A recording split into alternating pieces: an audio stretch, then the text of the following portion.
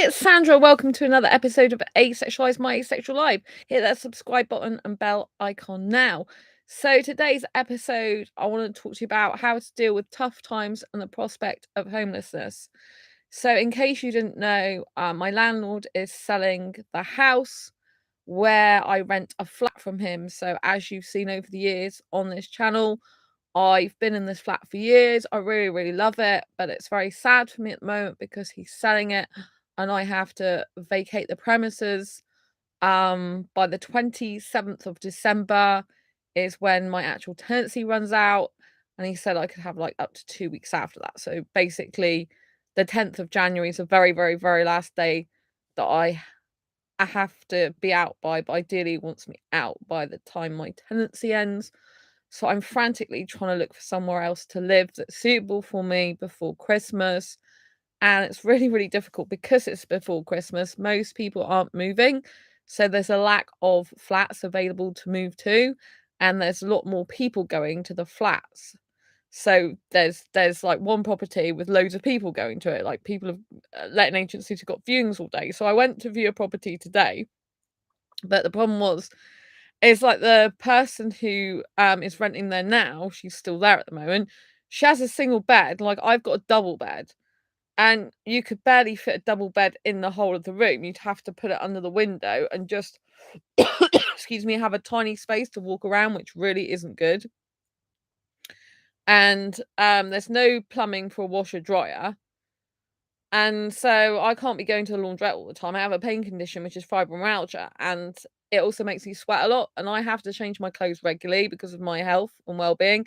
So every 3 or 4 days, well, I should say 3 to 4 days a week, I'm washing clothes. Like that's one thing I do. In terms of like household chores, if you know what I mean. That's one thing I do all the time because I have to have clean pajamas most days and I'm forever washing clothes. That's why I bought a 10 kilogram drum, so I can't be going out to the laundrette all the time. So yeah, the place was really small. It hadn't really got any wardrobes for clothes. It got one tiny alcove with a rail in it and a few shelves. It's like not even a proper wardrobe.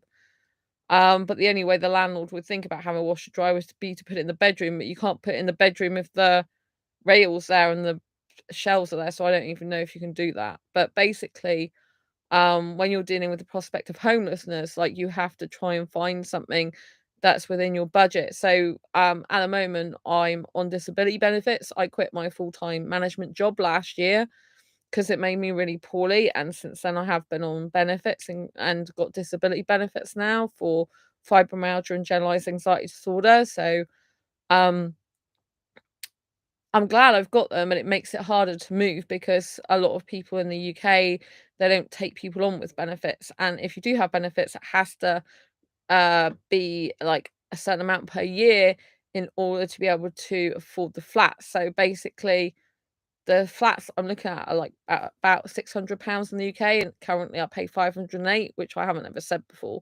But it includes all bills, like this place, apart from council tax, which is really, really good. And when I move out, like I'll have to pay bills on top, which will be like 250 something quid, or more. So it's gonna be really, really hard.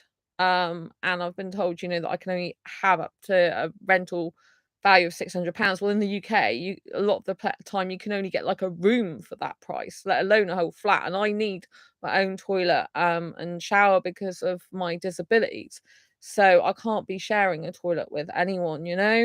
And so it's really, really hard because I can't be living in a room. Like I've got a flat full of furniture. And so I need to find somewhere, but like I only saw 2 flats that might even be suitable in my price range. And one of them, the letting agency wouldn't allow me to even apply for it because I'm on benefits. And the other one I went to see today, and like I said, it wasn't suitable. It was really too small.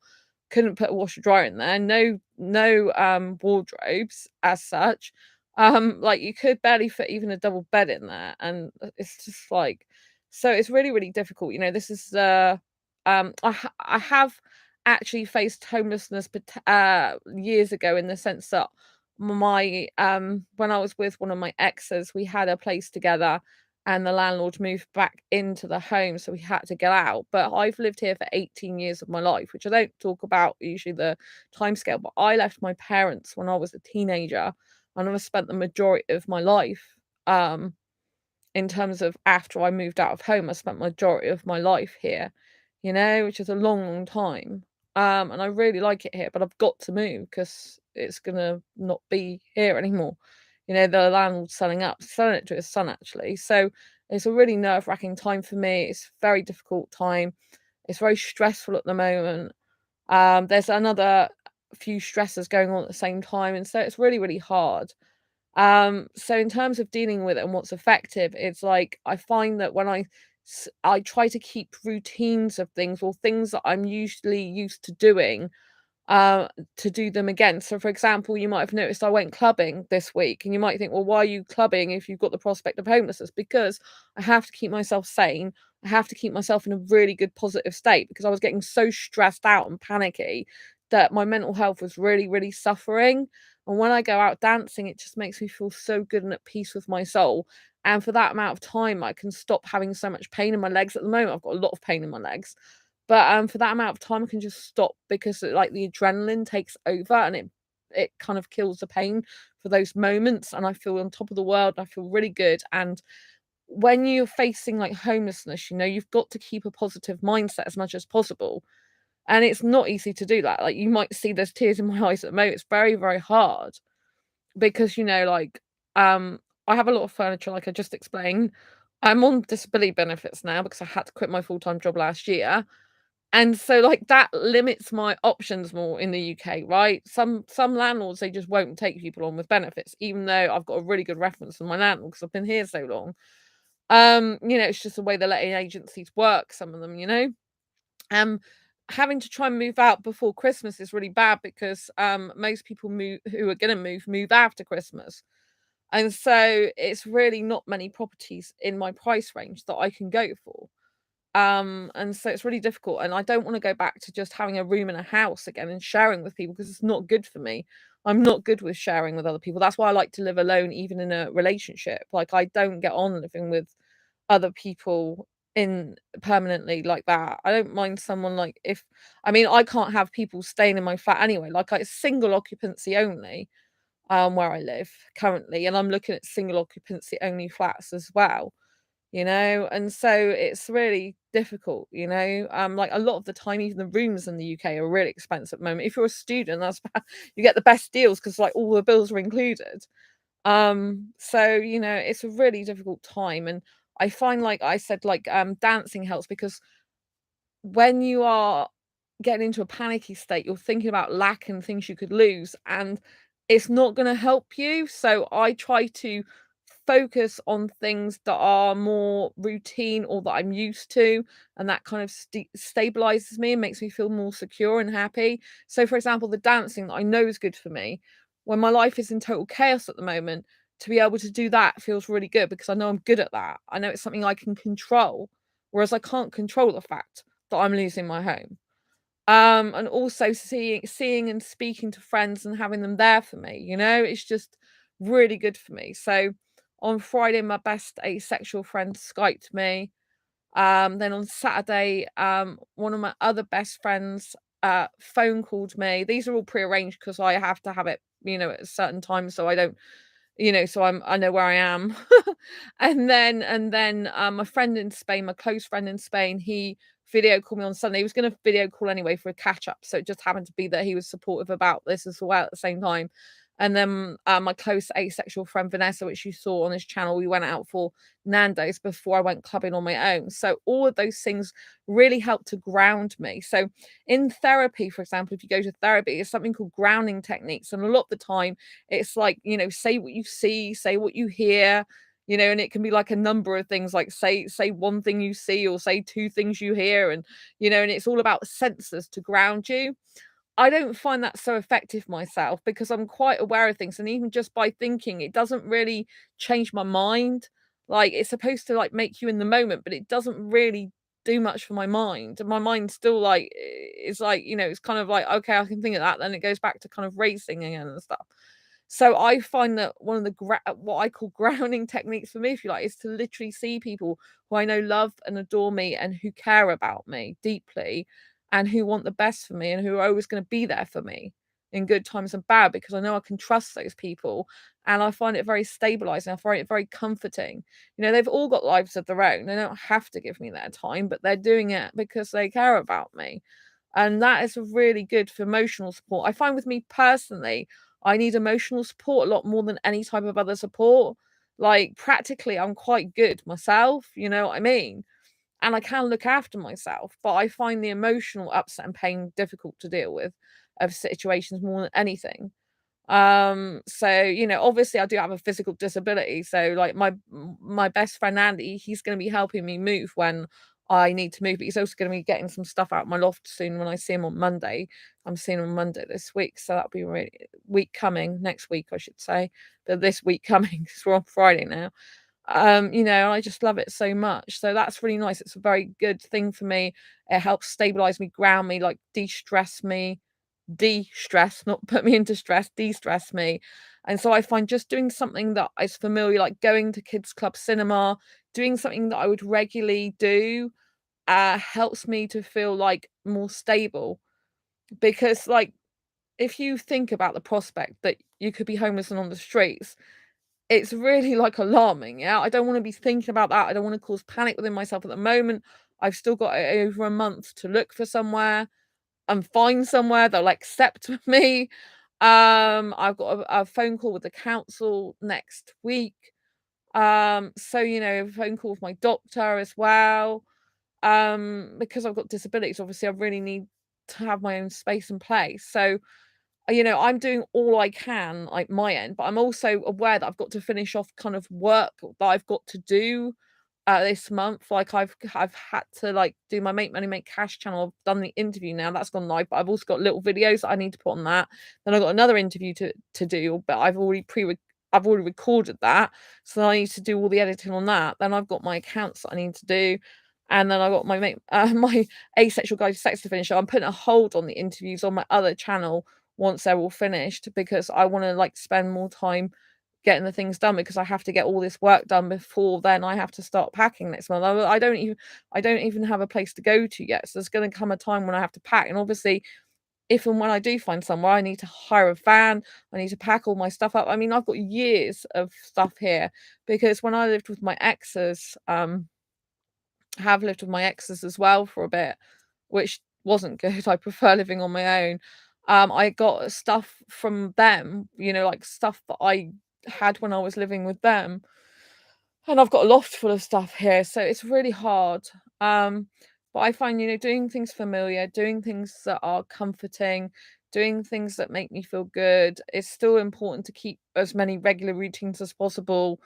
Because the other day I was just getting pedantic about searching for places. I mean, I must have spent hours, like 5 hours or something, on my day trying to do this type of stuff. And so it's not really healthy. After a while, you have to stop yourself, otherwise it just gets obsessive.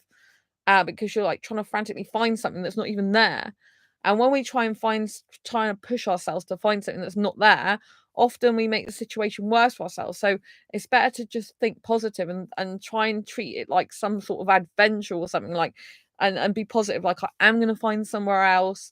It'll be an adventure to move, even though I'm thinking, oh my God, I've got to move it's too overwhelming. So if I thought negatively, right, or in a difficult way, in an overwhelming way, I'll be thinking, "Oh my God," like, I was even talking to my friend Andy in message, and I was saying this stuff, and it just started overwhelming me, so I can't be thinking like this at the moment because it's no good. But it puts me in a panic and makes me, like, more breathless. So, basically, if I do think about that way, it's like, "Oh my God, I've got to pack all my stuff up in my flat, in all the rooms, take all the stuff out of my loft, get rid of some stuff, probably hire a van. If I've got to move, I probably need if there's a lounge where I'm moving, I'll have to have all new lounge furniture. I'll probably have to have new wardrobes if there's not sufficient wardrobe space in there. And it's just like a frigging nightmare. I'm gonna have to have a plumber to plumb the washer dryer if I can find a place that will take my washer dryer. Because like I said, I did the place that I saw earlier. it was just no good because it didn't have plumbing for a washer dryer and it was really small and didn't have the storage. And so there's a lot of things that are really stressful. And like the more you think about what you've got to do, like, oh, I've got to I probably pay for electricity and gas and water, which I don't currently pay for. I have to make sure all that's done. It's going to be a lot of extra money. So I'm not going to be able to go out as much and all that type of thing, go out further afield. And so, and there's just a lot of stuff that I could be sat here worrying about, but it's not going to help me. It's not going to make me any better. So I just have to try and remain calm, search for properties and try and see as many as I can, but there's nothing there. I mean, now I've seen one property earlier, several hours earlier, and that's the only one that's suitable for me at the moment in the whole of my city that I can find, because a lot of them are just shared houses or out of my price budget. So not the budget I'm setting for myself, the budget the letting agencies set me, because I'm on disability benefits. So, it's not like, oh, I'm choosing to have a lower amount. I don't get a choice in it. They won't allow you to go over a certain amount.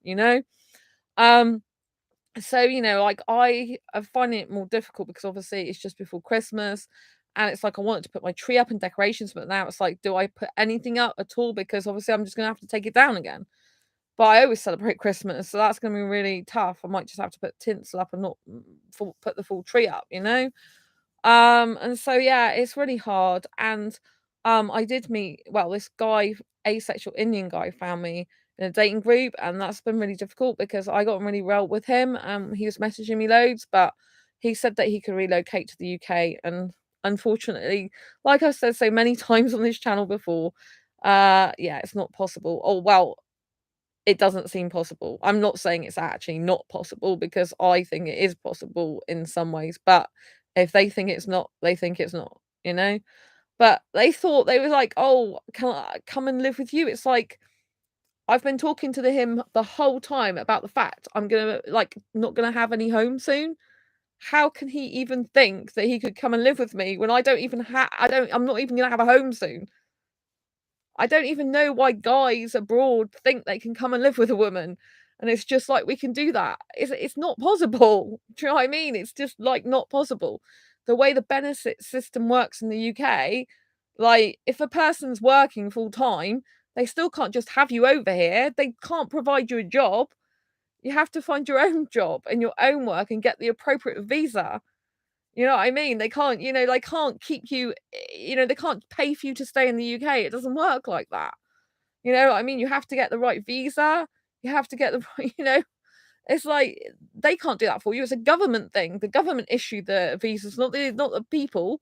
You know what I mean? You can't be here illegally. You have to get the right visa. And it's like I have a single occupancy flat. I'm legally not allowed to have someone else in my flat with me.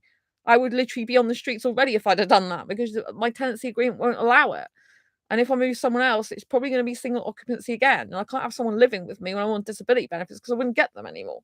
I'd literally have no food, money for food or rent or anything, and I'd be out on the streets. And then the guy can live with me anyway. So I don't understand why these guys or any guys even consider that. If a guy wants to move to the UK, if he really likes a woman, he will do whatever it takes to get here if he's really into her. Because the guy where he works, obviously I'm not going to say where he works, but there is subsidiaries of that company in the UK. All he has to do is go and find the vacancies within the subsidiary company, say, "Hey, I'll work here for this company. You're part of the same company. I'm moving. What jobs are available? Let me apply." And then you need to save up some money enough to get a visa and to get a place. I've known an Indian guy. There was an Indian guy I was talking to on Facebook dating. We don't talk anymore. And he came with a few £100s in his pocket and moved for work. It's like, Liam, "Hey, beautiful Sandra, nice to see you." Oh, lots of love. It's very comforting to see Liam at the moment.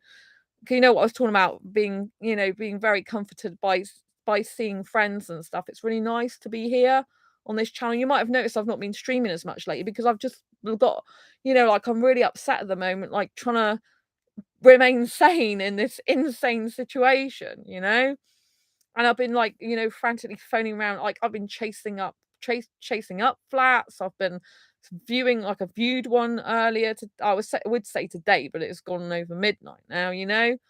And And, and like I said, I've had this asexual guy that I thought we got on really well, and I thought maybe he is my actual soulmate, and it's like I was wrong again. So, that's really upsetting, to be quite honest with you. But hey, if he's not, he's not. It's better I find it now than much later down the line. But yeah, so but that's been really difficult because, like I don't know why he would think he could come and live with me. It's like ridiculous when I've been telling him that I'm gonna be potentially homeless, It's like crazy. And so, and I believe that people have got found their own jobs in the UK. They shouldn't be coming expecting to live with any woman. You know what I mean? It doesn't work like that. I don't know why people think that way. It's just not good at all. And if a person's not even prepared to look themselves and try and find out how to do it, then, that's it, isn't it? You should put time, energy, and effort into what you really want. And if someone's not doing that, it's clearly they don't actually really want it. Um, so pretty much all my family don't believe in asexuality as an orientation. Oh, Liam. Well, it is true, Liam. Obviously, I'm asexual. You can point them to this channel. I'm so sorry. That is really difficult to deal with. The thing I would say is it doesn't matter at the end. I know it's your family, so it must be quite hurtful. But at the end of the day, you've got to remember it doesn't matter what they think in terms of that, like the reality of the situation. And despite what they think, asexuality is true. And so, sometimes our families aren't the most supportive people, and we wish they were because they're who's closest to us. But just sometimes I'm fortunate that my parents accept my asexuality, but there's a lot of people that don't have supportive parents and family. But regardless of whether my parents supported me or not, I would still be saying I'm asexual because I don't care what people think, and I will still be me, even if people don't like it. And I do have to say though, it's really difficult. I know if you live at home with your parents, which I'm assuming you do, that it's a lot harder. Like obviously I don't live at home with my parents. And so like, it's easier when you don't actually live. It's easier when you don't actually live with your parents and you don't live with anyone. If you live with your family and they're drumming it into you that it's not real, then it's very hard. It's quite toxic actually, because obviously they're opposing who you are and they're invalidating you. And so what I would say to that is just make sure you're around people as much as possible, even online, like this channel, that do validate you, that make you feel like, you're worthy and you definitely are asexual and asexuality is definitely real, and it validates you basically, because when you're in a home or environment which is basically trying to tell you it's the opposite of who you are, and that like you're asexual but they're saying it doesn't exist, which is basically like saying you're the opposite of what you think you are. It just completely is toxic because it's invalidating you, it's pushing your feelings down, it's repressing you, it's not allowing you to be free to be who you are.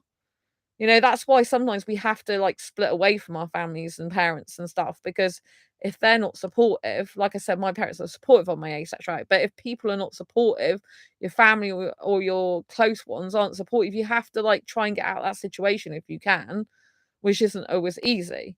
Obviously, like I can't go and live with my parents, by the way, just in case you were thinking, why can't she go and live with my parents? My parents like are the mindset when a girl, their daughter, me, flees the nest, like leaves home, that's it, they never go back. So that's where they come from. So I can never go back to live with my parents. So I'm literally on my own, like trying to get a place to move myself. I mean, my mum did offer to pay for a deposit for a place, so I guess that was really helpful and nice of her, not to move somewhere else. Which was really nice because you didn't have to do that. But in terms of actually permanent, like, home, like, I can't ever go back to live with my parents, so I don't have that support in that way. So yeah, that's really tough, actually. But, it's for the best I live independently anyway. Um, but it's just tough when you don't know what's gonna happen. Like, I think, like I said, like, with me personally moving, like, and the prospect of I've got nowhere to move to at the moment, I've just got to remain as calm. I've got to remain as calm and positive as possible because, like, no one can make very good decisions when they're really emotional, and also getting into a panic is not gonna help me. It's just gonna, like, close me down. Like, the other day, I was feeling like I was holding my breath because with my anxiety, obviously, this is really highly anxiety inducing. The prospect that I've not got a home in X amount of weeks. And if I think about that, it just makes me very like I'm holding my breath. And I found before I went clubbing that I was just constantly feeling like I was holding my breath and feeling really poorly. It's a fight or flight response. So what happens is when your body goes into fight or flight, it all the blood usually from your body rushes to your heart and it kind of like shuts off other functions. So like when you feel like you can't breathe as much when you're anxiety induced, it's because all that blood's rushing to your main organs. So like your body ends up like my hands sometimes go a bit numb and stuff like that. So it's better that to just ground yourself in things that like you're passionate about, things that you like and enjoy, and do the opposite of what most other people do. Like like I've got to do these things because if I didn't, I'd sink into a depression probably, and be really, really distraught. So I've just got to stay as calm as possible. I've got to try and like ground myself, like I said, with my friends and people that care about me. And I've got to try and limit my stress as much as possible. But I've got a lot of stress going on at the moment. Like there's some legal thing which I can't talk about, which I think I've mentioned before on this channel, that has to be sorted out. And I'm currently trying to sort it out, especially now I'm moving. Um, so it's a difficult thing that I can't control really. So, um, so yeah. Thankfully I live alone, but my father definitely thinks all humans are sexual. Hope you get home soon, Sandra. Thank you, Liam. I love talking to you. Oh, I'm glad you live alone. That's a bonus, but it's hard. It's not good when you live on your own and you've got to like move out on your own. I think it's like I guess, like, obviously, if you've got another person you live with, like, I don't wanna live with someone, but if you have got a person you live with, you share the burden with them, if you know what I mean, like, you're both gonna be potentially homeless together, you've both got, like, money, so you've both got kind of, like, incomes to put together, you've got someone who's there at home with you to potentially support you. This is if they're a good person. I've lived with some abusive people, so it doesn't work out like this necessarily, right? Um, but if you've got a supportive person there, then obviously, you're going through it together. But when you live on your own, it's like luckily I've got friends around me, like I said, that are really helpful. And so I don't feel like I'm alone. But at the end of the day, it's down to me to sort getting somewhere out, It's my responsibility. I don't I living on your own, you have to accept complete responsibility for who you are and what happens to you and the choices you make. So I learnt to like be very independent and make my own choices, being responsible for myself a long time ago. When you live on your own, you don't have a get out clause, you don't have someone else you can turn to, you have just you and you have to survive yourself, and you have to have a survivor's mindset and you have to be resourceful. What I mean by that is a person who's resourceful doesn't think of like the problem, they think of solutions. So you have to remain solution focused. So when you got the prospect of homelessness, you don't focus on I'm going to be homeless, I'm going to be homeless. You have to focus on okay, how am I going to stop myself from being homeless? Like what are the possible options for me? What is the worst case scenario? What is the much worst case scenario? What is the like weird possibilities that you could do? And you kind of have to go through as many as possible without getting hooked on any of them. Liam, no, I am the only member of my family that lives alone. Ah, um, so it's tough, and when you've got added stressors, like I said, like I got the legal thing which I can't talk about on my channel, and then I've got like I said, met this asexual guy found me online, and we got on really well, but that's like can't progress anymore. I just have to be friends with him because he can't actually come to UK. That's really upsetting me at the moment. So that's like kind of stressful, but it's for the best. Like if he feels he can't do it, then he can't do it. I think any guy who really like is into someone, they make it happen, even if they have to do 3 jobs. I know some guys well, there's one guy in my city I met, through meetup.com. I think he had to do 2 or 3 jobs to get into the UK. It said he took him this is just to study here. This is not for a relationship. This is not for a love of his life. This is just to study here. And so because he was from, I can't remember what country he's from, but, it was a really difficult to get into the UK. But he's got a job now, so he studied here first and then got a job. So, it requires hard work, doesn't it? Like, obviously, like, the situation at the moment is difficult for me. But it's going to be difficult for anyone. But obviously, when you've got added stresses, it doesn't really help. But you have to remember that you're tough, that you've got through tough times before, that you still came through them, that you are here to survive and tell the tale, and you've got to remember that you can do that again. So what this is like looking for proof, confirmation that you've got through tough times before and you can do it again now. So if you are going through difficult times, like I actually am at the moment, then you have to look for successes in your life. So what's happened in your life that's been really difficult, the challenges that you've actually overcome, and if you think about all the challenges you've overcome that you thought before you previously couldn't overcome, but you have overcome them, that puts you in a much better frame of mind to think, hey, I've done it before, I can do it again. Liam, I don't want to worry you, Sandra, but I'm only giving myself 2 years. Well, I hope that's not true, because if it is, obviously, I'd suggest that you get some therapy, because I don't want anything to happen to you and call the Samaritans or something like that. Obviously, that's serious if you're saying that in chat. But, I want you to still be here. I really like seeing you in my stream. I wouldn't want anything to happen to you. You know, I hope you're here for many years to come, Liam. I really hope you are.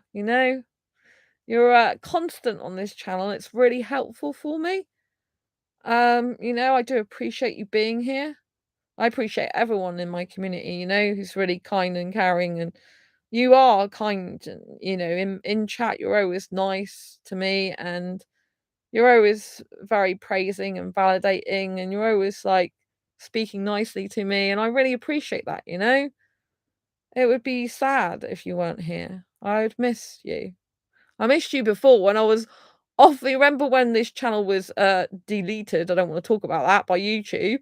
Then, I missed seeing you in my stream. I'm thinking, "Oh my god, I can't live stream, and I wonder where Liam is," because I know that you're not on Facebook or you're not connected to me on Facebook. So, I hope that you are still here because I want you to be. I appreciate you being here, a lot. So, um, and it's like I said, like, for me personally, when I'm going through like a crisis and difficult scenario, if I see familiar faces and I have some stability in that way, it really helps me out. I think seeing familiar faces, seeing people like be persistent and consistent in the language they use, their actions, like, or for example, Liam, you come whenever you come on this channel, you say very good, consistent things, and that makes you really good for me in that way. I'm not saying you're perfect, because 'cause I'm not perfect, but, I just think that it's really nice. You're always saying how beautiful I am. You always make me feel really special, which is really nice. I'm getting a bit tearful now. It's really nice. And so if I am feeling like a bit like, it's like Liam's there with, "Oh, you're so beautiful," and you always make me feel beautiful. So thank you. I really do appreciate you being here, and I hope you're here for a long, long time. So it's hard, it is hard at the moment because, like I said, I can't stream as much on this channel at the moment because I'm trying to get the work done that I need to do, because I have to start packing next month. And so anything that I've got outstanding that I know has to be done, I'm trying to get that done while I'm here, because otherwise it's going to be bedlam trying to sort paperwork out and video editing, like when I'm in the midst of packing up boxes and everything like that. It's not really going to be good to do that. So yeah, it's really tough at the moment. But I think I'm coping well at the moment, all things considered, because I am relatively calm, and I'm trying to, like, every time I try and like if I think about homeless, I'm thinking, no, you're not gonna be homeless. You're gonna be fine. You're gonna find somewhere. Positive thing, you're gonna find somewhere, you're gonna find a better place, everything's gonna be good. I miss you, Sandra. You are the only channel that validates me. Thank you. Oh, oh, lots of love. Well, I really appreciate you being here. I really love live streaming because I love my community here. I love it like when Liam is in chat, because I feel like I need to be with you in this community. I feel like I belong here. When I haven't streamed for a bit, live streamed, I really miss connecting with you. I miss having you in my home. I miss like the connection. It's really difficult sometimes because I'm like, oh, I haven't streamed tonight. When usually I like to do it every night, but at the moment I just can't do it as much as I usually do it because of all the chaos that's happening. I'm trying to create some sort of order by getting things done and not being too upset. But obviously, like when you're really upset inside, like obviously I am upset. Like I've lived here for years. It's gonna be really difficult and you know, in some ways distressing and distraught. Because like I've lived here for a long time, and if I think about it, it does make me upset, and it's not good to repress emotions because it don't help. It just comes out later on. But at the same time, I can't I kind of like can't afford to get too upset at the moment because I have to keep a level head because I have to focus on the fact I've got to finish what I'm doing, like in terms of like working on my businessy type stuff.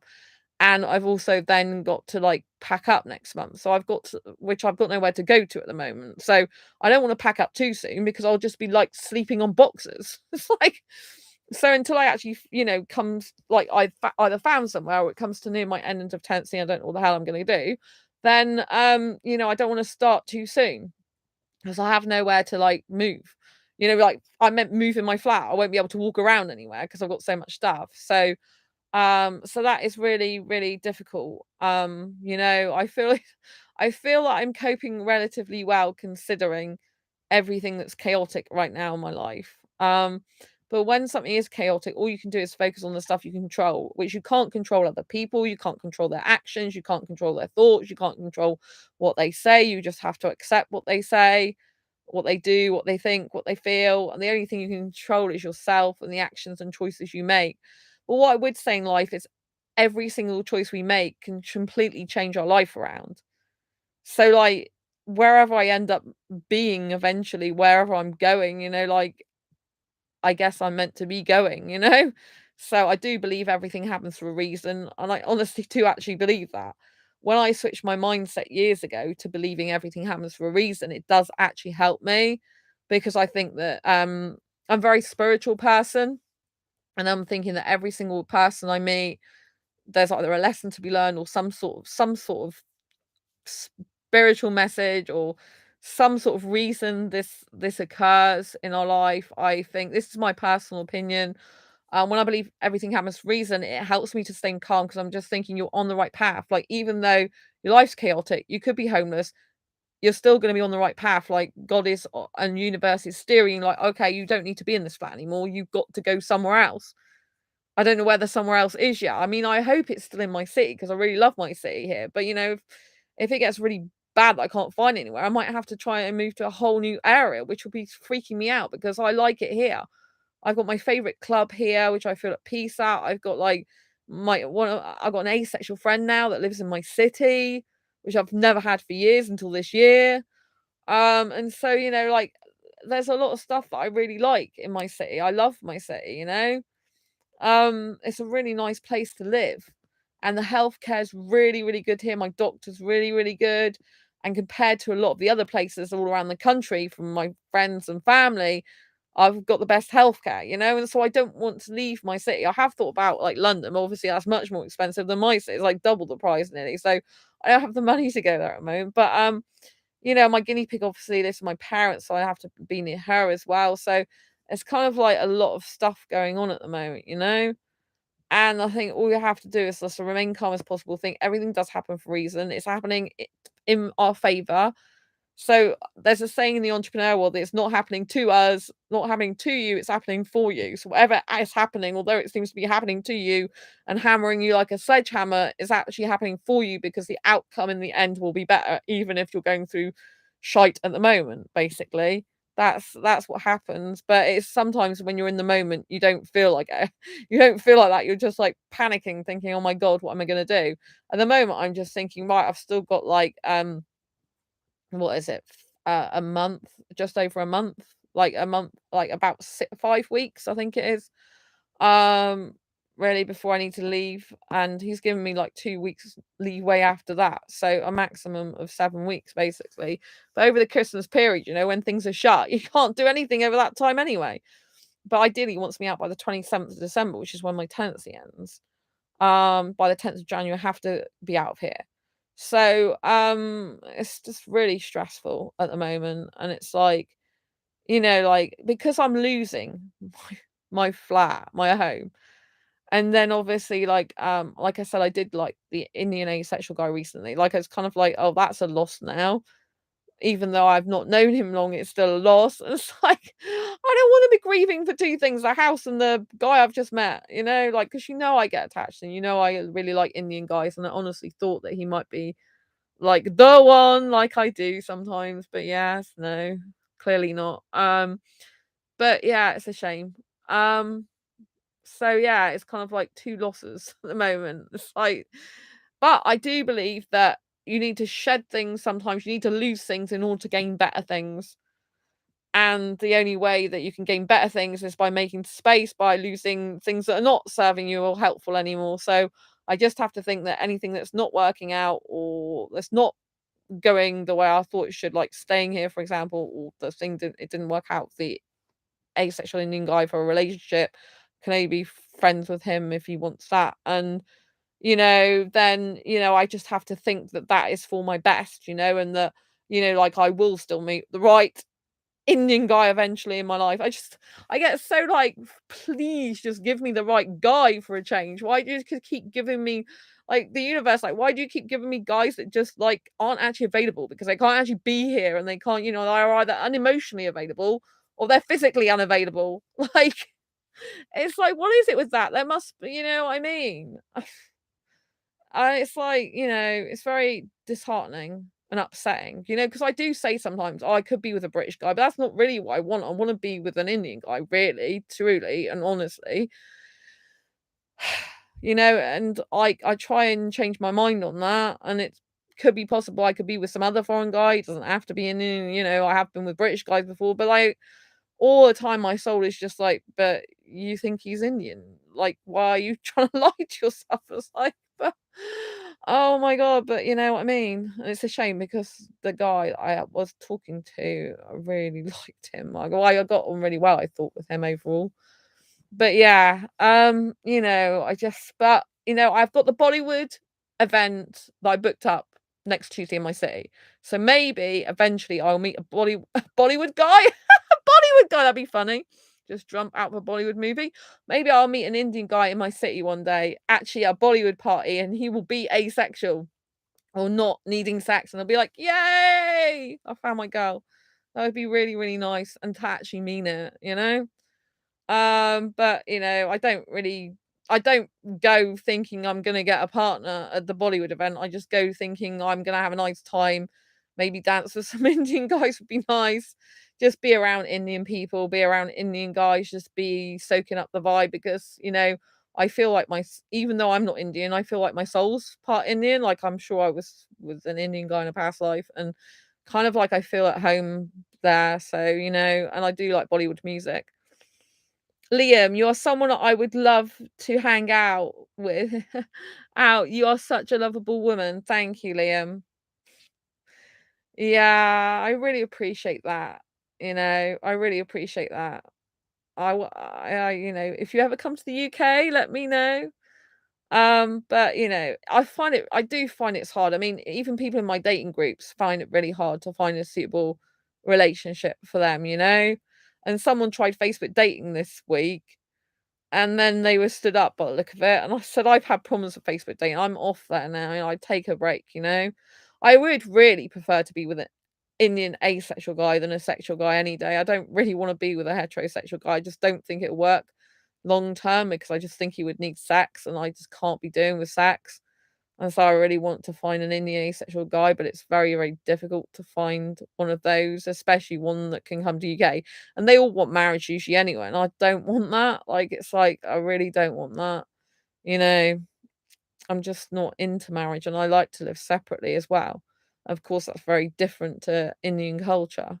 But I kind of like it. I think I explained on this video before. I like it when the Indian guys are like, going to parties and stuff, and they're at that stage in their life, instead of like progressing, thinking I've got to have sex, marriage, and kids like they do. It's like, why can't you just stay in the like, let's go out and have dates and have fun with our life? Why do you have to move on to like that adult stage, which is like not what I want, which is like adult stage, which is like stereotypical adult stage where people have sex, marriage, and kids. It's like, why do you need all that rubbish? I know some people love sex, marriage, and kids. So to everyone that likes sex, marriage, and kids, good for you. But to me, all that stuff's rubbish. It's like, why? Just like, I mean, the good thing about obviously the fact that I live on my own currently, and probably will do forever, then it's like, I don't have to answer to anyone, I don't have to be following these stereotypes.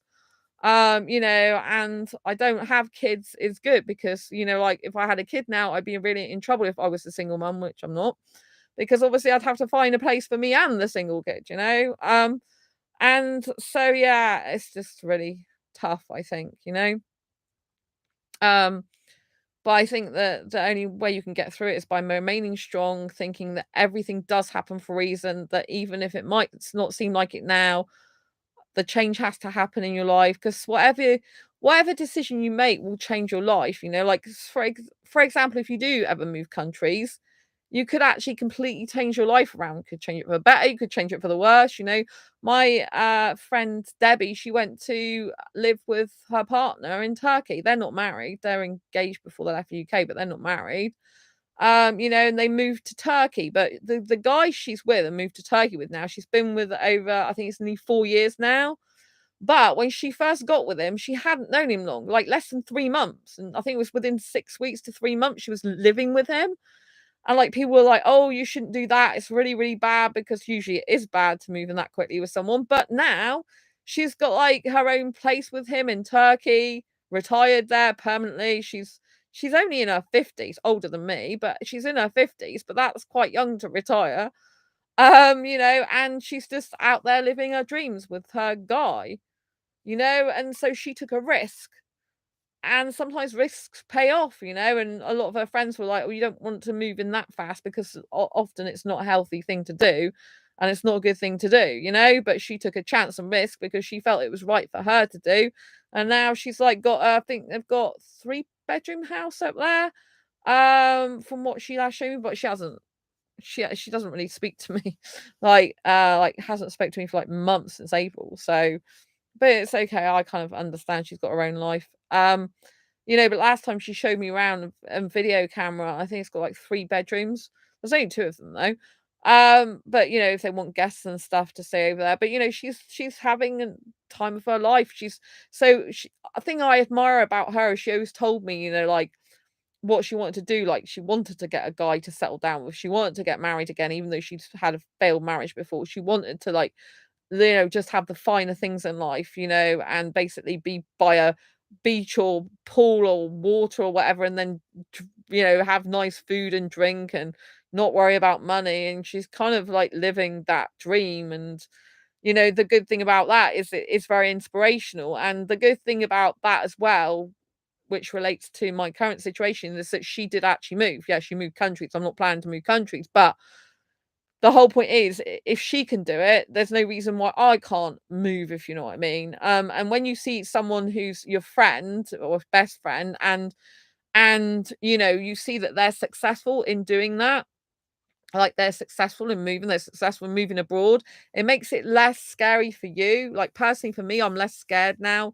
I even get less scared of it, like moving abroad. I don't intend to ever move abroad, um, but it's like it's less scary prospect, because like I've seen a friend do it, and I know it is possible, and they can still be really, really happy, you know and so when you see someone else going through it and doing something and having crises which are maybe similar or the same, or different but got the same kind of traits or characteristics of what's happening in your life, when you see they're successful at doing that and they've moved through the difficulties, then it does inspire you to do the same. Like obviously she moved abroad and she had a partner to support her. When she moved in with him, he'd already paid for the house, so she was living with him, and they sold the house in the UK to move abroad. So she was like had his support, she relied on him, um, a lot in that way. Liam, I would date you, but I'm aromantic. Sometimes I wish I was biromantic. Sometimes you wish you were biromantic. I don't even know your gender, Liam. I have no idea what your gender is. Um, why do you wish you were biromantic? You want to be biromantic rather than heteromantic? That's very interesting. I don't know what gender you identify, or do you identify as non-binary or trans? I don't think you want to answer that question because I remember asking it you a long time ago. But yeah, I mean, being romantic is an asexual romantic person is really good in some ways, but it's really heartbreaking in other ways because I do get attached to a guy if I get on really well with him, and or if he has if he's Indian, it's harder for me not to get attached to him, right? Especially if I've been talking to him. And I default back all the time to the fact I do believe I'm still meant to have an Indian guy in my life. Because there's a familiarity to me whenever I talk about Indian guys and whenever I think about being one, there's a really kind of comforting familiarity, like I've been there before previously in another life. Are really hard to explain. It's like it's second nature to me, if you know what I mean.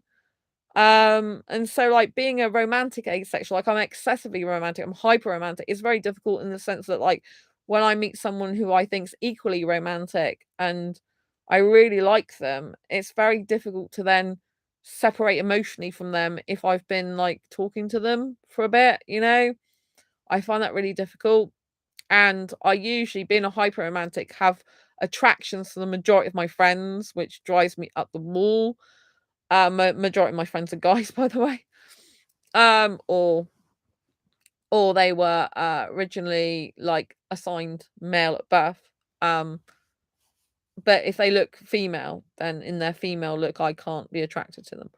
Um, but yeah, so it's like it's good being heteromantic in the sense that yeah, you can be romantic, you can feel romantic, think romantic. But it's very tough as well. Like if I was aromantic, I think personally for me, I would have less problems because I wouldn't be like falling like for guys so quickly. I wouldn't be having love feelings for guys like I do, get I wouldn't be like having such much agony and pain, I don't think, because I wouldn't be so attached. I'd be just thinking they're like a friend and that's it.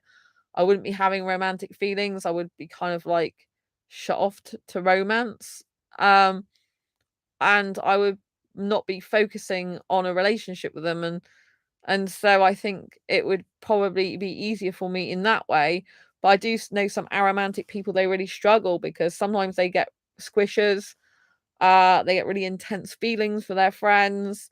And so I guess like me feeling romantic feelings for a guy intensely might be like similar to how an aromantic person feels when they have like a squish and they feel like an intense admiration for a friend or something like that. I think it could be kind of the similar or same type of intensity, but in a different way. One's romantic and one's non-romantic. So I do think aromantic people still can have their own difficulties and struggles, but I do feel they're a lot more like less emotionally invested because in the sense that they're not romantically invested. But obviously aromantics can still be emotional, but I find that when I talk to aromantic, they don't aromantic guys, for example, they don't think of me in a romantic way. Their feelings are very platonic. And so they don't really feel any sense of like loss or potential loss because they're always thinking of me as their friend and nothing more than that, and they don't have the attraction for me. Whereas if I talk to a guy who's romantic like me, then there's a sense of loss if things don't work out, and there's a sense of like upset and pain, and there's a sense of like, oh my gosh, I really wish that had worked out. And so it's a lot more upset and a lot more, there's kind of a lot more attachment there, I think. For me personally, and it's hard to kind of cut that quickly, I think. Whereas I think with aromantics, they build up to like having intensity for someone if they're going to have a squish or something, for example. Whereas with me, it's kind of like more instant intensity or short time, not much time has passed intensity. So for me, it's gonna hurt more because it's like come on all of a sudden really quickly, and I didn't expect that to happen. And it's kind of like before I even know it, it's like, oh my gosh, I'm in the intense situation and I'm feeling like upset now if things don't work out. And because I experienced no platonic attraction, it just jumped straight to feelings of attraction. And so I completely miss out the platonic stage. So whereas aromantics are like platonic, it's not, if the person doesn't want a relationship with them, an aromantic would probably be like, well, I don't want a relationship anyway. Whoever gave you that idea, you know? Whereas with me, it's kind of like if it doesn't work out, like relationship, I'm like, oh my God, that's so sad. Just think of all the potential between you two. Just think of all the good stuff between you two. Just think of what it could have been like if things had gone differently, if different choices had been made, that person did actually move over here, for example, it's kind of like, but like every choice is a choice, isn't it? It's very interesting though, in my UK asexual dating group at the moment, I did like a post in there like where does everyone live and who can relocate and who can't, and pretty much everyone that I saw comment on that post at the time said they cannot relocate. Two people were like, I can't relocate at the moment, and everyone else was adamant they cannot relocate at all. Um, so that's a very interesting thing, but usually to have an asexual relationship, you're gonna either have to move or find someone who moved to you. The majority of time, there's not gonna be an asexual on your doorstep that's gonna be suitable for you. And so if finding a relationship and being in a romantic relationship, I know, Liam, you're not romantic, but if a person's watching this who is romantic and, they have the opportunity, um, to actually be with someone, they've got to decide, like, like, is the opportunity worth it, or would they rather stay on their own? And if so, would they be willing to move? Or, you have to find someone either move to you or you move. Most people will not find a suitable person to be in a relationship with on their doorstep. It's just not going to happen. It does happen occasionally, but the majority of time it doesn't. One of my friends, John, he went to every asexual meetup he could possibly find at the time. Took him 3 months to find the woman that he's now married to. And she didn't live near him. They did actually get married, and she went to live with him in London. But he owned his own house. And, and he also owned a place abroad as well. So he'd already kind of like got everything sorted, and they're really happy together, you know. And so, it can work out. I know a couple recently, they got married. They're in their 20s, I think, as well. They got married, they're asexual. And I don't know how exactly they met, but I think they might have, like been near each other or found each other, was just good, Like I think if you do find true asexual love, that you should hold on to it. It's precious and make it happen, But it's easier said than done, isn't it? If we all live in different areas of the whole world, it's very hard. But, like, I know that in the future, like, if I really want an asexual relationship, like, something might have to change that I do. I might have to change something in my life to accommodate that. It's possible. I'm not in a position to do that at the moment, but, because if you keep doing the same thing, you keep getting the same result. If you need a change, you've got to make change happen. Do you know what I mean? Um, Liam says, never felt like that. Felt platonic attraction. Yeah. Yeah, I'm glad that you don't feel like I do. Like, I find it really difficult, I find it really heartbreaking a lot of the time. Like, like I try and focus on my career as much as possible because that's better for me. Because like my career can't break my heart because I'm in control of that a lot more. When I say career, it's like being on this channel, writing books, doing interviews with other people. Like, obviously I can't control whether other people turn up to the interview or not, but I have a certain degree of control over that.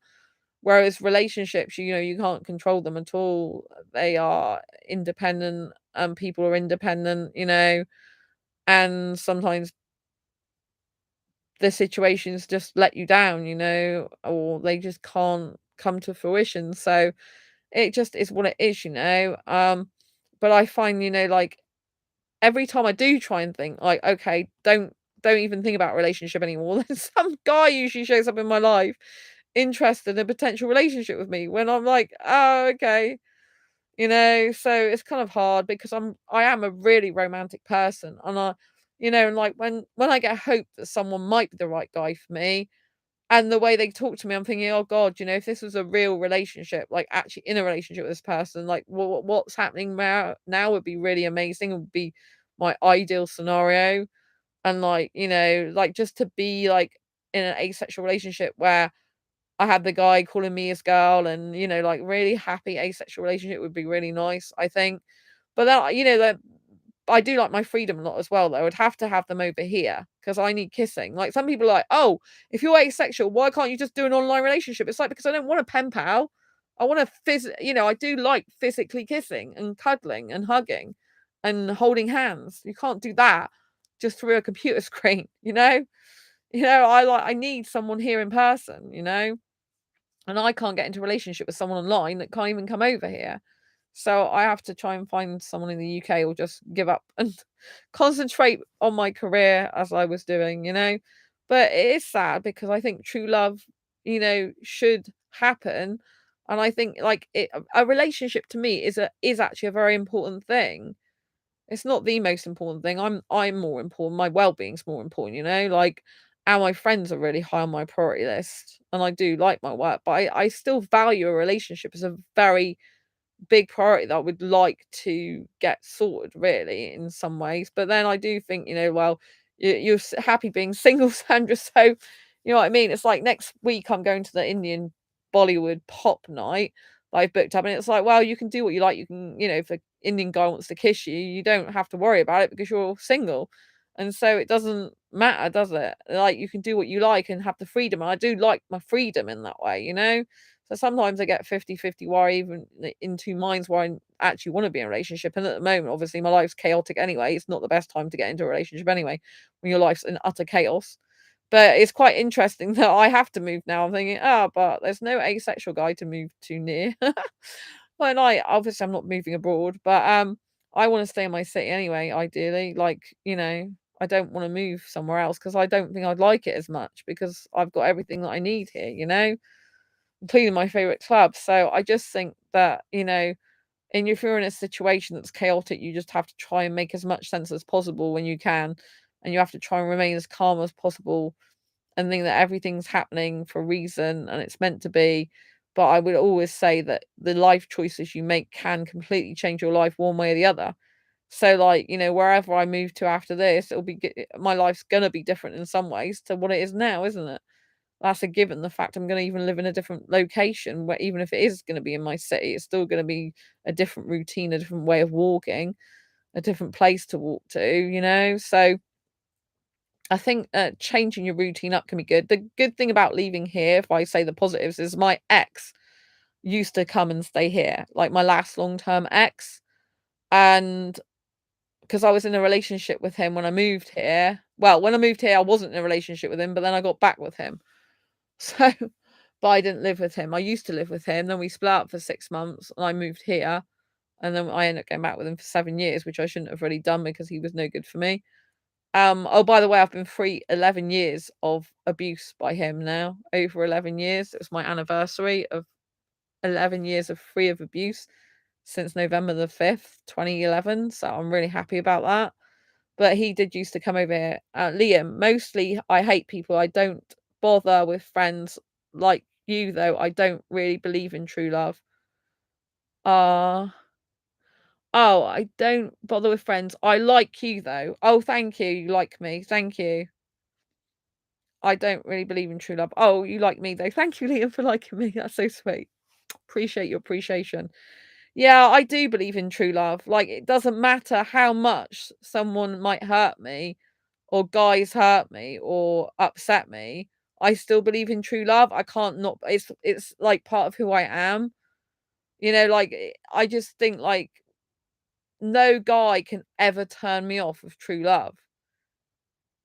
Not fully. Like I can get to the stage where I've just had enough and I just want to focus on my career because it's too upsetting and painful. but there's always some part of me that believes in true love. There's always some part of me that believes I deserve true love, that I believe that there is a guy for me who will be the right guy for me, who'll step up to the plate and be a strong guy. Like, I had really high hopes for this guy who met me recently because I thought in some ways he's really strong and showing up really strong. But when he said about when he didn't even think, even ask his company for a transfer, or didn't even look at subsidiaries in the UK of his own company to places to move to, which I'm sure they've probably got some vacancy somewhere in some of the subsidiaries that in the UK.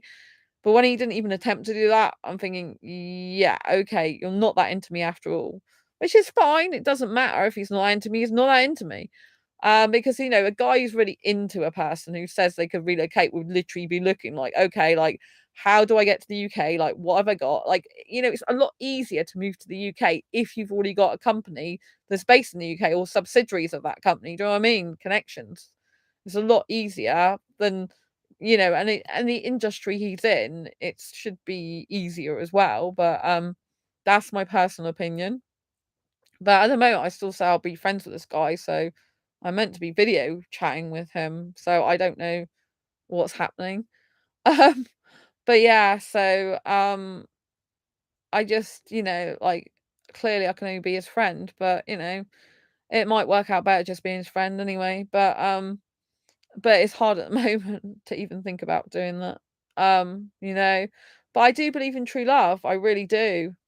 I do have that within me. I do believe that, that life can be good with a partner, even though even though I know that I've had a lot of difficulties finding a guy. I still haven't found the right guy for me yet. I do have visions of like being with a guy and things going really well. You are a good person, Sandra. You deserve the best in everything in relationships. Thank you, Liam. Mwah, lots of love to you. I appreciate that. Yeah, I visualize like the feelings like of actually being in a healthy relationship. Like, what would that look like? Like, how would the person make me feel? And I think about like doing stuff with them, like going to places with them and hanging out with them and just feeling good in their company. And so I do still have a great sense of like true love does really exist, soulmates do exist. You can have the love of your life that you want, you can have a good relationship, you can have the dream relationship, although it's not going to be perfect. I do still have that within me. It's kind of like inbred into me, I think, quite a lot. But I've changed over the years to like, because years ago I used to want marriage, which I don't want anymore.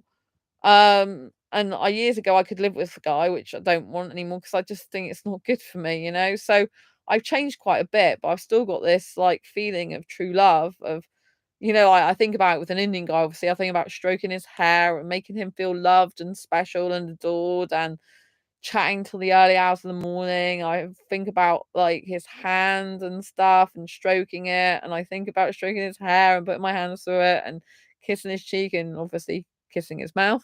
And I do think about all that beautiful stuff. I think about all those beautiful, loving feelings and experiences with him. And, I do believe that there is, for anyone who wants a relationship, I believe there is someone out there. You are a person I actually miss. Oh, Liam, that's so beautiful. Thank you. Thank you for missing me. I told you I missed you when I wasn't on, when this channel was like gazumped by YouTube. I missed you because I was thinking, oh, where is Liam? And sometimes I do cross my mind if I haven't seen you for a while on this channel. I'm like, where's Liam? I haven't seen him for ages. So I really appreciate, it's really nice of you to be here for me. You are valued by me and appreciated. I think it's important to appreciate people in life. It's important people feel that they're worthy of being in life and that they have a place in life and that, it is good that they're in life. I don't like to see people in pain or upset. I don't like to see myself upset and in pain, but I've got to put up with that. Well, I say put up with it. I've got to try and release some of the pain, but it's very hard because at the moment I feel like I really want to burst into tears, but at the same time, I know it's not going to be very helpful in the sense that I've got to remain calm and be practical about the things I need to get done before moving. And if I'm just like crying all the time, it's not going to help me. but I do feel like a good cry at the moment, because it's like, oh my God, I've got a lot of stuff going on, a lot of stressful stuff, a lot of heartache and pain at the moment. And it's like, and it isn't good to repress emotions. But sometimes if I start crying, I can't stop. I'll be crying for a long, long time. And it's just be like, oh my God, till my eyes look red. So much so that I can't even come on this channel. Um, so yeah, it's kind of really tough, because like you need to get emotions out, but not let them continue to the point of like they go around in a circle. Because I know, like one of the things that's very good that people actually tell you is instead of repressing emotions, you need to let them out. So sometimes people will cry for long periods of time. But with me, what happens is when I've tried that before, because it's supposed to be good to release emotions, if I actually focus on doing that on purpose, then I finally get into a spiral of like doing it consistently all the time. And I can't get out of it again. So for me personally, I feel I need to cry less. I do need to cry sometimes. It is healthy to get the emotions out, but I have to like think, okay, you've had a time now to do that. You've got to stop it. And I have to stop myself from doing it. Um, so I think with anything that you're facing, any challenges, you've got to get a balance between releasing emotions and stresses and pains, and also dealing with the practicalities of what you've got to get done in the moment, and just thinking logically, because if you balance your logic out with your emotions, it will be a lot more secure for you and stable. And we need stability in our life when there's utter chaos going around it, if we're challenged with the prospect of homelessness, or indeed just like in general, if life is throwing us curveballs and throwing difficult challenges at us. So I think it's important to get the different brain size, because the left and the right brain's different. Like the right brain's creative, the left side's logical. And if they're in balance in chaos, it's a lot better. But if you're just thinking like too emotionally, then your logic's gonna go all out the window. Like, and if you're thinking too logically, then your emotions will be repressed. So it's much better if you can just think of both. Like, like some logical stuff. So for example, with me, logical stuff is okay. I've got to keep searching for flats every day. I got to try and apply for as many as possible if they're available. I've got to speak to the council. I've got to like do the work I need to get done in between, because if there's no flats available to rent that's suitable in my price budget, then I've got to carry on with the work I need to get done, and I need to like get as much done as possible because it's going to be Christmas soon. Then I got, then I'm gonna have to worry about packing later on towards Christmas. Like, so I'm thinking logically, but then obviously I've got the emotional side. It's like, oh my God, I've lived here for years. I'm really upset. I never wanted to like leave here really, but I knew I was gonna have to at some point.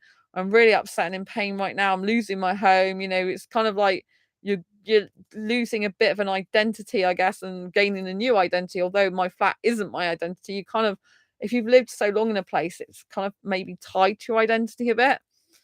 And so it's kind of like, obviously I've got a sense of place here. Like I live near the quayside. Where I move, I might not live the quayside anymore. Sometimes I wished I joined the 27 club. I don't know what the 27 club is, Liam. I have no idea what that means. Um, what does that mean? I've got the Asexualise Academy club, very, very small club that we have meetups online. We've got one tonight actually because it's Saturday now. That's Asexual club, asexualise.com. It's got the details on there. But I just think that balance the left side, the logic, and balance the emotional side, the right side, the creative side, if you like, of the brain as much as possible. And remember to stay strong. Think you've got through difficult times before, you can do it again, and that I am here for you as much as possible.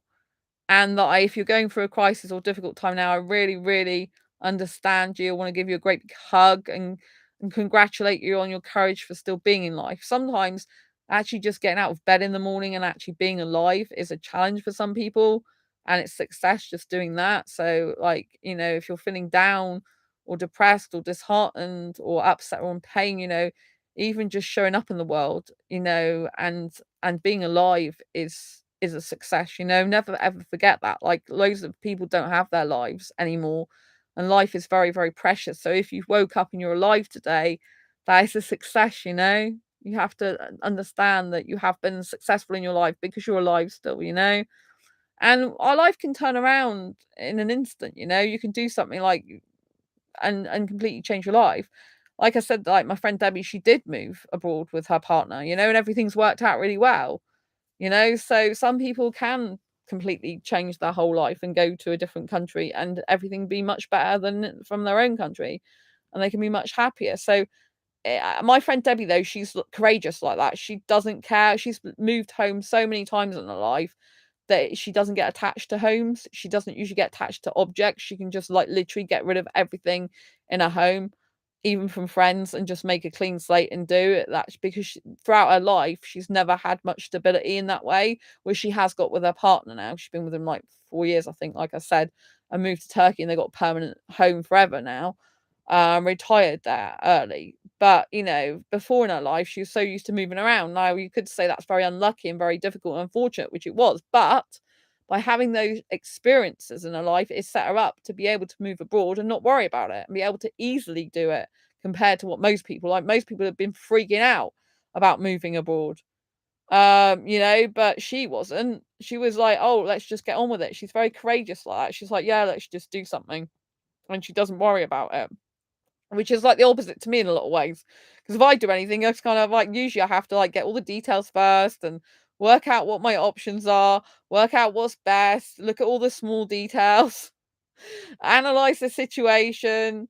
Is it going to be good? Is it going to be bad? Pros and cons and all that lot before I ever do anything, usually. Whereas she's just like, oh, let me get on with it now. And so it's like, let me just do this. And so I do admire that about her, you know?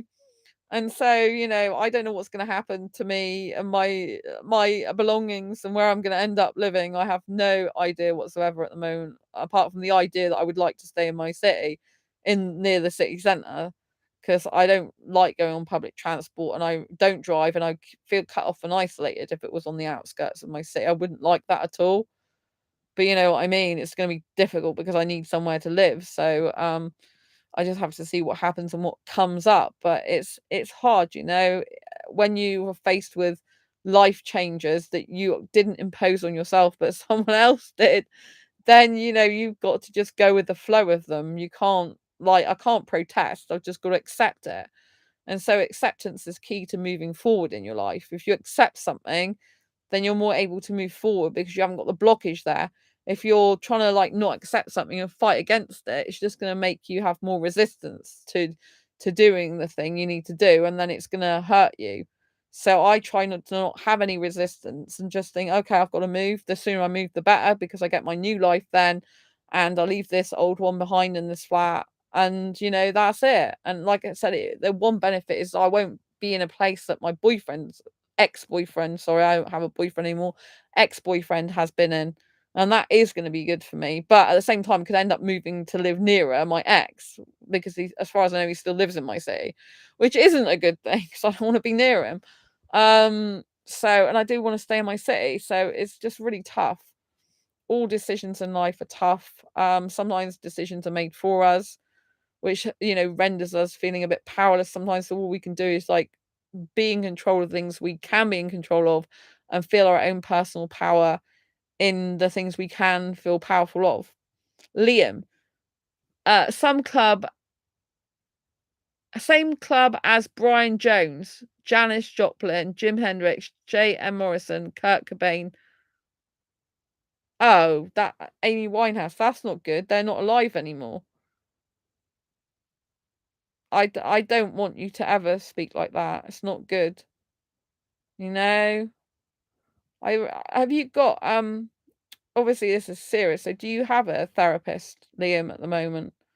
Because I would strongly recommend you get one, or call the Samaritans if you're feeling down, you know, because it's important that you're alive and feel good about living, you know?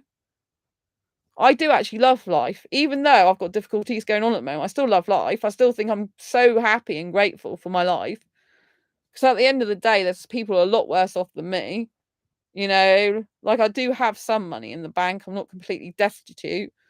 Um, it doesn't really help me in my situation at the moment so much. Like it will help pay for obviously like wardrobes if I need to move a van and all stuff like that. So it does help me. So I'm really grateful that I've saved that up, because like if I hadn't saved any money up, then I would be even more panicking now. So I'm glad I've saved some money. So I know having, you know, because like I said, I'm gonna have to have a van to move and might have to get some new furniture and stuff like that.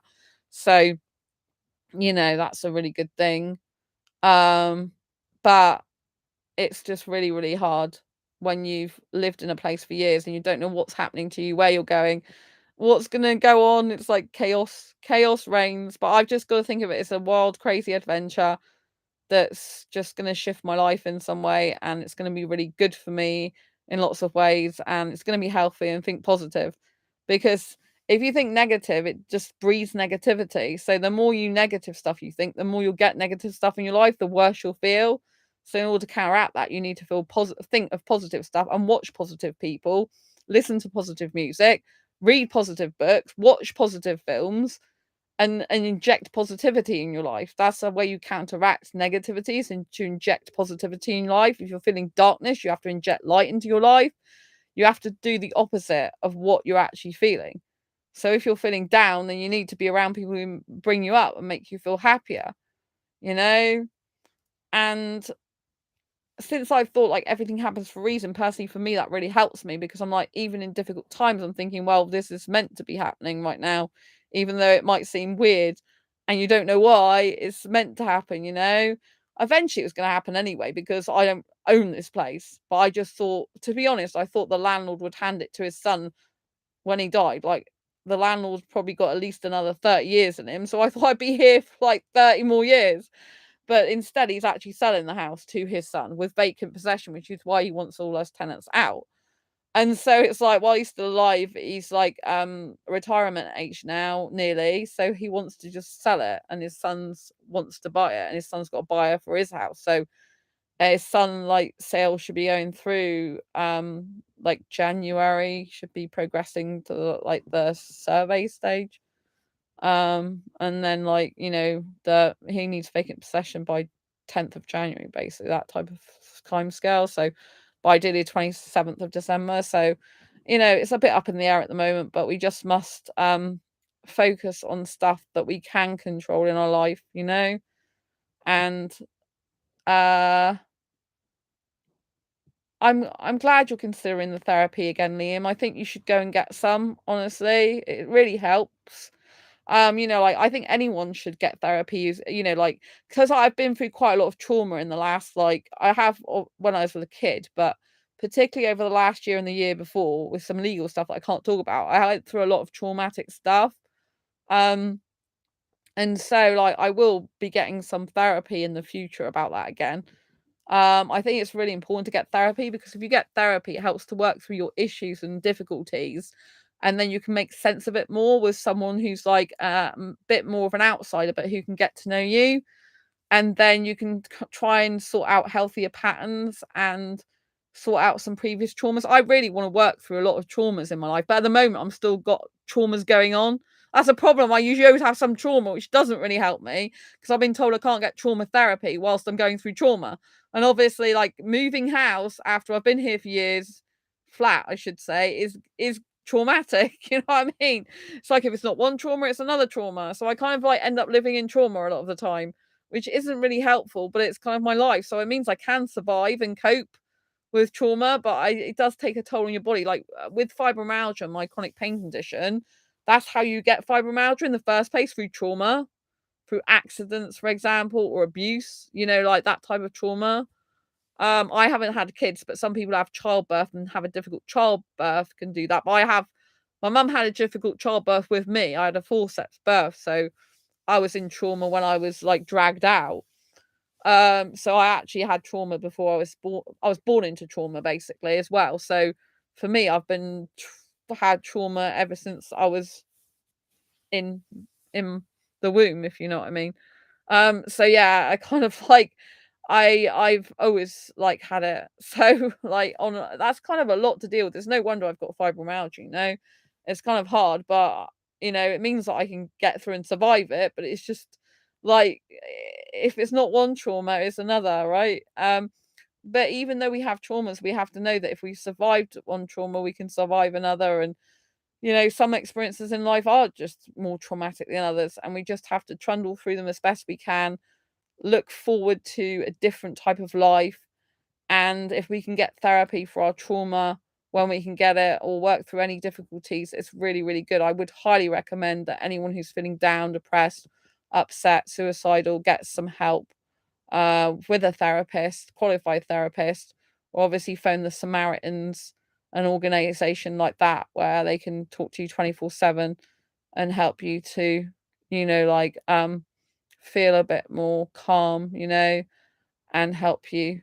Um, I want everyone in life to be happy. I want everyone to feel loved and special.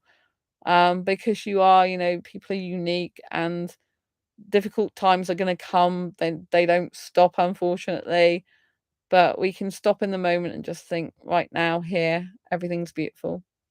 Because right now in this moment, I do actually still have a roof over my head, which is more than some other people have. I am sat talking to you, which is amazing. And, there's nothing really bad happening right now in my life. Like, all right, I've got to move out, but there's nothing like catastrophe happening in a second. You know what I mean? I'm still in my cozy flat here at the moment. So life could be a lot worse. And so I'm grateful for what I've got. I think that's important as well, is to express gratitude for what you do have. When you get into appreciation, gratitude, when you get into positive states of mind, such as appreciation, gratitude, thankfulness for what you do have, all the positive emotions you can possibly feel, when you get into those types of mindsets, your life does improve. My life has improved drastically since I think more positively now, and I see good things. Like, I'm still very grateful. I'm grateful for all the years I've had in this flat. I've been here for a long time. So I'm grateful for all the wonderful experiences I've had here, the books I've written here, the the fact that all my bills are included apart from council tax, the fact that, the landlord lives in Spain, so I haven't had him breathing down my neck. The fact that, like, I've been able to fit my furniture in here, there's a lot of stuff to be grateful for. And, like, if I have to move on, I have to move on. Liam, you're a natural therapist, Sandra. Thank you. I'm not a qualified therapist, but my one of my friends, best friends, they said to me that I've helped them more than any therapist, actually professional therapist, has ever done. I just have to say a disclaimer that I'm definitely not a therapist. I'm not a qualified therapist, but I understand when Liam says you're a natural therapist. Um, because I have had one of my best friends say that, that not that I'm a natural therapist, but he said that I actually have done more for them than a therapist. I've been better than any therapist they've ever had. Which is nice because I have completely changed their life around. They're always telling me that. They were in a very bad way before, and they're in a much they still have difficulties, really bad difficulties sometimes, but they're in a much better place than they were before. They've made a lot more progress since meeting me, which is really nice. I really appreciate that. So yeah, anyway, I'm going to leave it on a positive note because it's important to be positive. Thank you so much, Liam, for being here. Just, if you're listening to this, stay strong. I love you. I'm glad you're here. And I always want you to be in life, and I want you to be happy. I want everyone to feel loved, special, and adored. Even the people that have not been so great to me in my life, I just want people to be happy. And I love you, and I'll see you soon on the next video live stream. If you're new to this channel, please subscribe and hit the bell icon so you never miss an episode. Thank you so much, Liam, for being here. You mean a lot to me, and I really appreciate you. I really love the fact you're alive, and I really appreciate you, okay? And I hope you get the help that you need, and anyone does. And I love you, and I'll see you soon on the next video live stream. Thank you so much. Thank you, Liam. Appreciate you. Mwah. I'll see you soon. Take care. Bye. Thanks for being here. Bye.